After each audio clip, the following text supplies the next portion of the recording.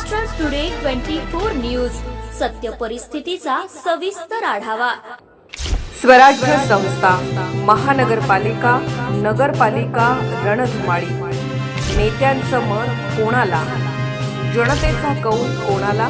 पहा फक्त महाराष्ट्र टुडे 24 न्यूजवर।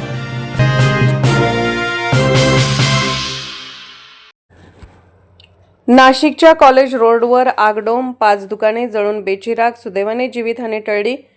कॉलेज रोडवरील BYK महाविद्यालयाच्या प्रवेशद्वारासमोर असलेल्या छोटू वडापावच्या दुकानात बुधवार दिनांक 10 रात्री 11:15 वाजण्याच्या सुमारास अचानकपणे आगीचा भडका उडाला।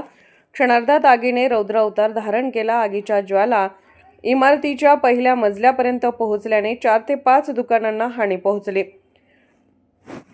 घटनेची माहिती मिळताच अग्निशमन दलाच्या जवानांनी तत्परता दाखवून घटनास्थळी दाखल होत शर्थीचे प्रयत्न करून अवघ्या 20 मिनिटात आगीवर नियंत्रण मिळवले। कॉलेज रोडवरील हरिनिवास हाऊसिंग सोसायटीच्या तळ मजल्यात असलेल्या छोटू वडापाव दुकानामध्ये जोराचा आवाज होऊन आगीच्या ज्वाला भडकल्या। यावेळी या दुकानासह त्यांच्या शेजारी असलेली 5ही दुकाने बंद होती।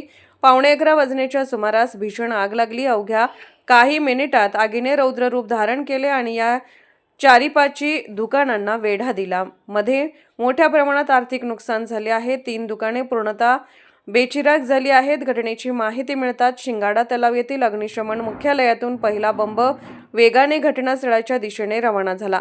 त्यापाठोपाठ दुसरा मेगा बाजार बंबासह जवानांची वाढीव कुमक दाखल झाली। त्यानंतर सातपूर उपकेंद्राचा मेगा बाउझर बंबासह जवान दाखल झाले। 3 बंबाच्या साहाय्याने आग 20 मिनिटात पूर्णपणे विझवण्यास जवानांना यश आले। या दुर्घटनेत Chhotu Vadapav, cafe express, campus choice, Akbar soda ही एका रांगेत असलेली दुकाने जळाली। पहिल्या मजल्यावर हेअर ट्रान्सप्लांट ट्रीटमेंटचे क्लिनिक सुद्धा जळाले। गंगापूर पोलिसांनीही घटनास्थळी 10वीच्या गर्दीवर नियंत्रण ठेवले। कुलकर्णी चौकाकडून येणारा रस्ता वाहतुकीसाठी बंद करण्यात आला होता।